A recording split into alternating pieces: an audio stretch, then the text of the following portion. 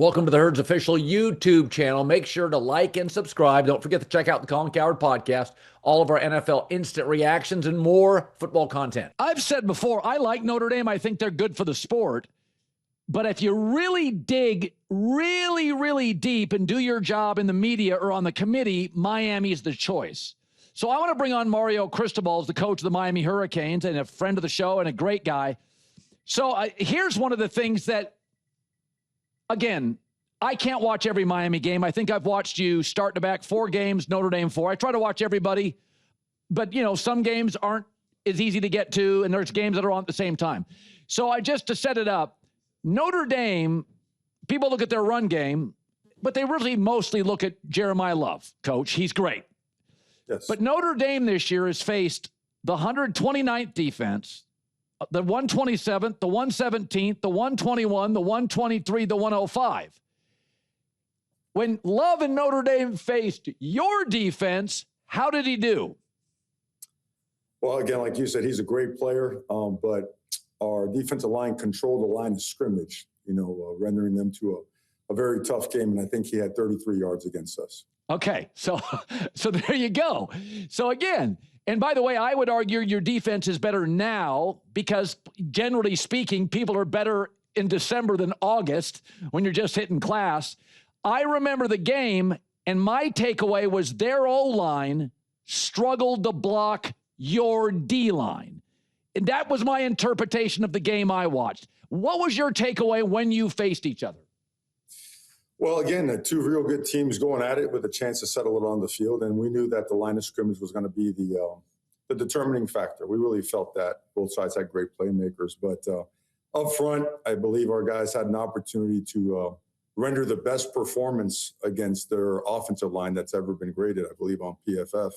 And that's a tremendous accomplishment, because aside from us, they had some really good statistical data, but both sides of the ball just did a really good job in a game that we never trailed, and really proud of our guys for doing so, and really looking forward to our guys being rewarded for doing so. So Notre Dame also played a couple group of 5 teams. They played 3 teams that were 2-10. Notre Dame had some bad teams. They played a 3-9 team. They played a 4-8 team. Listen, everybody in college football faces the middle and the bottom of some conferences. Are you playing? I've said before, my first takeaway was about 2 weeks ago. I said, well, I don't know. I think maybe Notre Dame would be favored. And then I came back after watching the Pitt game, and I'm like, no, I can't do that. No, Miami's playing the best they've played. Carson Beck is playing really good. If this team right now, your Miami team, played your Miami team 8 weeks ago, tell me the difference.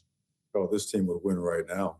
Notre Dame was favored in the first game as well, as it relates to that kind of stuff. But our team right now is playing better football than we did when we were ranked number 2 in the country. And I'll tell you why. Number 1, of course, everyone's seen Malachi Toney and just the way he's exploded on the scene, right? Wow.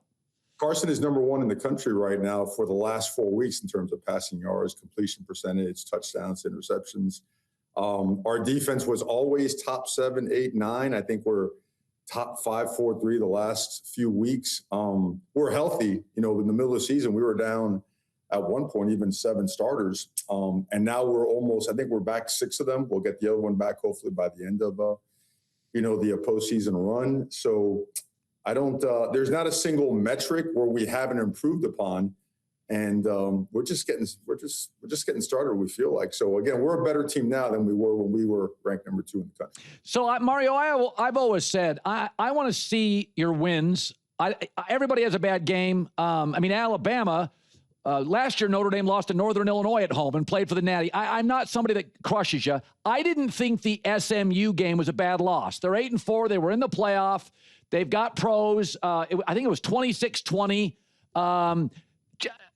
So I didn't look at that. Go back to the SMU game because it was a winnable game. What happened? Yeah, we turned the ball over and we lost in overtime. In a really controversial situation at the end when we were down a good amount of starters. And you have to overcome that, and we understand that. And we own it and we move forward. And that's why, when people speak of the totality of a resume, it's important to show that, it's a good football team, solid. And when you look at all of it, we had an opportunity to play 4 common opponents, and in all 4 games, right? In 3 of those games, I should say, our results were significantly more impressive and more dominant than Notre Dame's. And of course, the most important part, like, we played, man, we won. We won the game. So, right. And never in history, the CFP have 2 teams that had a head-to-head, and never once has the loser advanced and the winner of that game been held back. So, I just like, my job is to keep presenting information, because I don't feel like I have to campaign or make a case. But honestly, I'll be honest with you. I've known you for a while.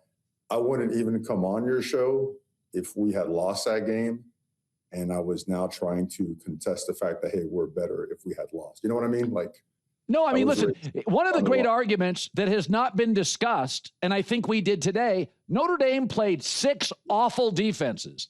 They played 1 great defense, yours, and they couldn't run the football at all with an unbelievable player, Jeremiah Love. And I like Notre Dame. I think Marcus is terrific. I think they're great for the sport. I love Notre Dame, and I love big powers. I want to talk about, how do we fix it? So in the NFL, head-to-head's number 1. I think common opponents does matter as 2. Is there, I mean, good God, if Duke wins this weekend, and I think they have a real chance to beat Virginia, nobody from the ACC goes. Big picture, how do we solve the college football rankings? Urban Meyer says get rid of the committee. Just get rid of it. Do you have a belief on how you solve it? How you fix it? I know that every year it seems like college football migrates more and more towards the NFL policies, right? Yeah. I mean, and like you mentioned, head-to-head has always been at the forefront of that, because you never even go to metrics or common opponents if you have a head-to-head. So I think it starts with that right there. And then I just think this, in a world where, you know how crazy college football has become over the past 3 years. Right. Portal, NL, you have coaches that are playing in the postseason but are being introduced at press conferences at their new school. So in a world of chaos, man, let's not ever compromise the value and the importance of winning, because at the end of the day, it's still about the players. And, after all the work, all the craziness they've gone through, if they're not rewarded for winning, then the sport itself, I think, is in a real bad place. Well, you got the best freshman in Tony. You have the best edge rusher. I would argue your defensive line is one of the best in the country. And I think Carson Beck, it's hard to be an NIL player. Like when Caleb Williams started making money in Carson Beck. I want you to talk about that, because I thought it was hard for Caleb. Everybody in the locker room knows that guy makes millions of dollars. I want you to talk about Carson Beck goes to Miami. There's a lot of money. I think it's hard on players. I mean, you become like an influencer and a star. Let's talk about Carson Beck and his maturity this year. It is, if you let it. At the end of the day, the guy's an unbelievable human being and a great competitor. And he's the right kind of guy, and he's a worker, and he's a grinder. And you know what he's invested in? He's invested in his teammates and the team winning. And he's not one of those, hey, look at me, I want to win this award. He could give a rat's what about that stuff, brother. He wants to win. He wants to see his teammates do well. And he's a likable guy because he works his butt off. I mean, relentlessly works his butt off. He's been through a lot. After getting to know him for the past year, I think he's the most misunderstood guy I've ever been around. The guy's an absolute stud. And I'm telling you right now, I won't waste your time on the show. I'll send you the metrics. There's no one playing at the level that he's playing at right now, and he's got our offense absolutely humming. Well, he led the ACC in completion percentage. I think it was 74.5%, 75%. Your team's gotten better. I've said this before. I brought Sark on this week, and I said I think Texas has an argument. I think Miami's has the argument in college football. And I think, and I do think something that's important to remember, and this is not a knock on Notre Dame. Sometimes it just happens where you schedule a bunch of teams, and Notre Dame did, and a lot of them were awful, and they have crushed many of them. But they did face Miami, whose defense is great, and they literally couldn't move the chains with their run game, which is viewed as their strength. You have the better defense, the better pass game. You won the head-to-head. So I think that needs to be discussed, and that is not a knock on Notre Dame. It's a reality. You know this, Mario, when you were at Oregon or Miami. Some years you think you have a tough schedule. A coach gets fired, they get injured. You faced a much tougher schedule, and I do appreciate you coming on. And by the way, this Malachi Tony, I didn't know he was 10 weeks ago. What? Explain this, because he's the best freshman I think I've seen in the country. Mm-hmm.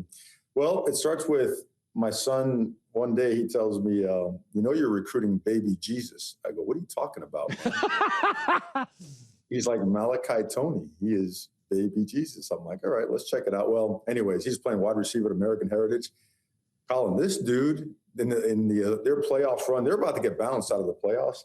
Their quarterback goes down. He goes in at quarterback, and they win every game. In the state title, I think he went 15 of 15 with like 4 or 5 touchdowns. Like, he did it all. And anyways, we signed him, and from day one, his just what he would do on the field, how he'd back it up with his work ethic, insane energy, unbelievable character. Like, he's never had a bad day. Like, he lights up a room whenever he walks in it. He is unselfish. Watch the guy when his teammates score. When his teammates score, like, he is going bananas, energy, flipping out, high-fiving. He's, man, you know what he is? He's an old school Miami Hurricane. There we go. Absolutely. By the way, I don't know what you're doing, but you're losing weight. I mean, I may be able to beat you arm wrestling now. I don't know. What's going on? Is it smoothies? Is it Coral Gables Whole Foods? What's happening?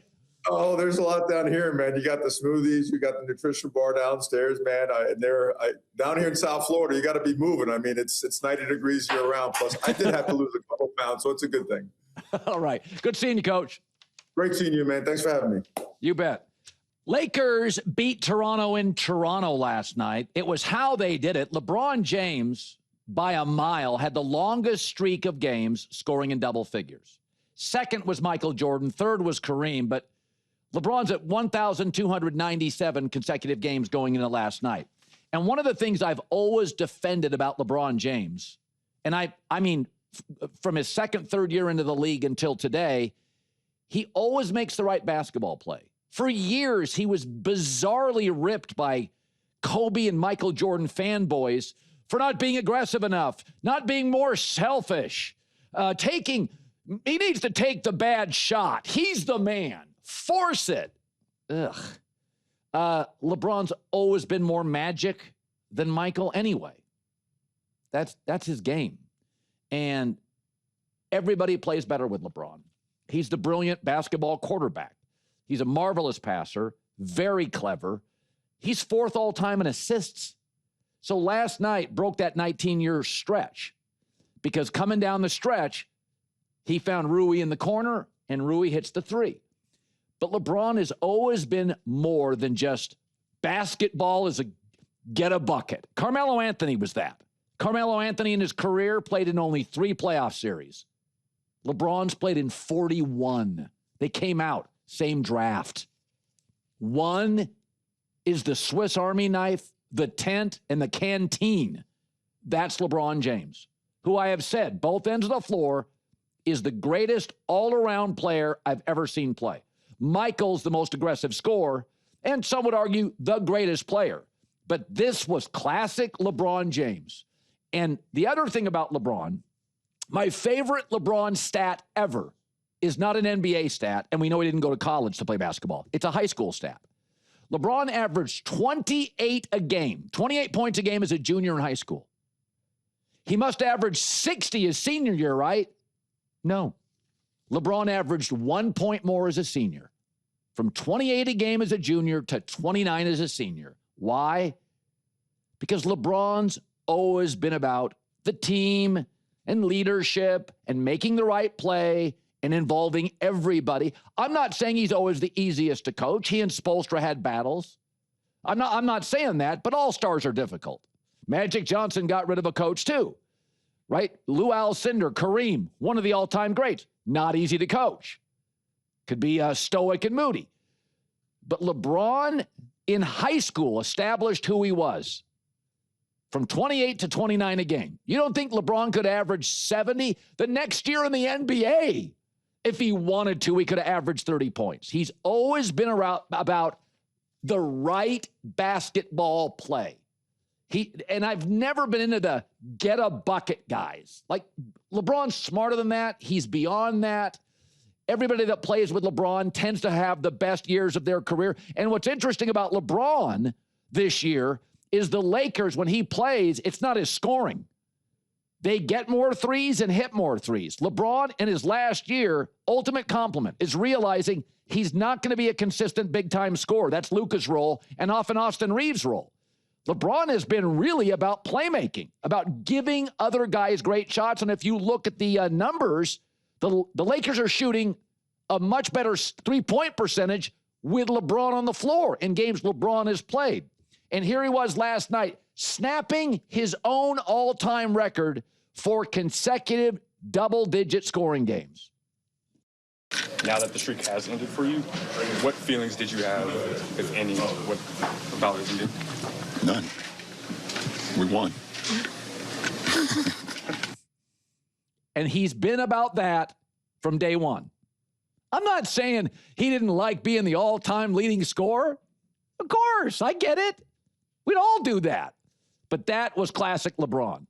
That, if you do 10 pieces of video, the 10 pieces of video to describe LeBron James' career, most will be in his prime. That should be one that's on the reel. That should be on the tape. That he broke his own streak to win a game in maybe his final year as a pro. Maybe, maybe not. But I think that defines him. When I think of LeBron, I don't think, he's the all-time leading scorer. I think of him as the great Swiss Army knife, plus the tent, plus the canteen. Turn on the news. This is the Herdline News. All right, we'll start with one of your favorites, Colin. Bo Nix and the Denver Broncos, 10-2. Record this season, 8-2 in one-score games. Enjoy it while it lasts. Here's Bo Nix talking about handling the team's success. The worst thing you can do is let other people tear down a 10-2 record, whether it's saying you don't play anybody or, you're just relying on defense or whatever negative somebody's going to put on a positive. It's always going to happen, and we don't really worry about it.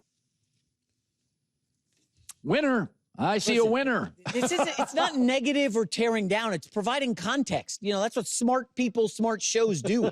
They provide context to the Broncos' gaudy 10-2 record. I mean, again, imagine if we didn't tell the audience last year, hey, the Chiefs, I know they were 15-2 and they went like 11-0 in one-score games, but the numbers don't say they were great. And then this year they stink. So we're trying to help you guys out. Bo, I'm not coming after the Broncos. Right. Just providing context, right? Yeah, and also, last year when the Chiefs went 11-0, it was disturbing because Mahomes was a veteran. Bo Nix is still young. You give him a little bit of a pass, but I don't think there's any – and I like him. I'm a devoted Sean Payton believer. Yes. And I love Bo Nix, but he's been really, really uneven. It's a lot – I said this yesterday, and I think this is fair. He and Caleb are talented, and they're very good late, but you don't quite know in the first three quarters what you're getting, whereas Drake May, I feel like first snap on, I get the same guy. So I think the criticisms for Bo Nix, I think he's gotten better over the last couple of weeks, but I think all the criticisms are totally, absolutely, inarguably fair. And I think Sean Payton and he have probably had conversations, and they're acknowledging he's uneven right now. Yeah, he's inconsistent. I mean, the reality is, Colin, he's a second-year quarterback. That's right. If I told you when they drafted Bo Nix, in year 2, they'll be 10-2 through 12 games and the number 1 seed, you would take that in a heartbeat. In a heartbeat. Enjoy it. It's great. Live in the moment. But enjoy those throwback jerseys. I will say, if they go to the playoffs, and I'm just throwing a team out, and they played Houston with that pass rush, and you said there's going to be an upset in round 1, right? You'd be like, oh, I don't feel good about this, because what's going to happen in the AFC is Denver could end up facing one of these teams that have the ability to be scary. Like the team that I would not want to play in the AFC, I've said I wouldn't want to play the Seahawks in the NFC because they're going to, they're not favored like the Rams or the Packers. Seattle's going to come in. They play great East Coast, West Coast.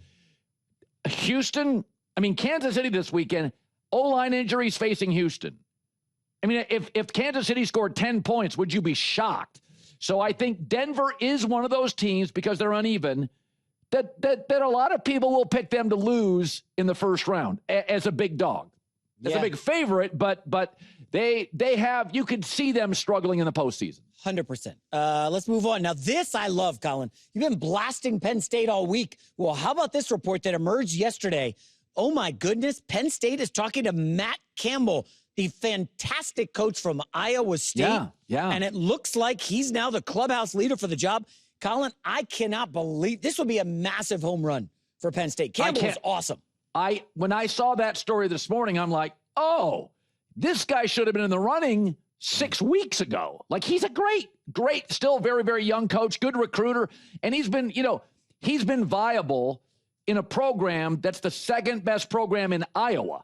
So I think he'd be a great selection. Yeah, by the way, the Jets interviewed him years ago. The Lions interviewed him like the NFL sees this guy. The Patriots tried to hire him when he was a young coach. So there is a lot to like about Campbell. He's a Midwest guy, right? Went to high school in Ohio. He's still in his 40s. He's young. This would be a slam dunk. Penn State needs to close this. By the way, I looked this up. Last 5 seasons, Iowa State has 2 top 20 finishes. That's great. The 40 years before that, they had 1 top 25 finish. Campbell has taken this program and done awesome things. Yeah. Put Brock Purdy in the NFL, by the way. Penn State needs to lock this down ASAP. This will be a huge hire. Huge get. Final story, Colin. We got to go to the Eagles. They play Monday night against the Chargers. Interesting line movement here. Look at that. No longer 3. Obviously, Eagles have some injury issues, but a lot of this problems surrounding the team have to do with A.J. Brown and Saquon. But what about Jalen Hurts not running the ball like he used to? Through 12 games this season, Hurts has carried the ball 84 times for 329 yards and 8 touchdowns.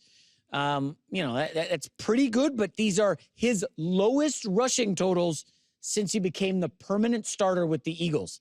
So we said, Hurts isn't running the ball well.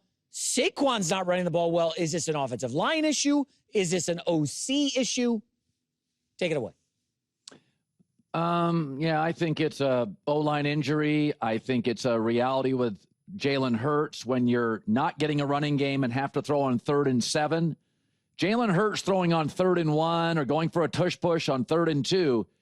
But Jalen Hurts, when everybody in the ballpark knows, because you have no run game, you have to throw, is not, that's not his strength. Josh Allen's fine, can do that. Joe Burrow can do that.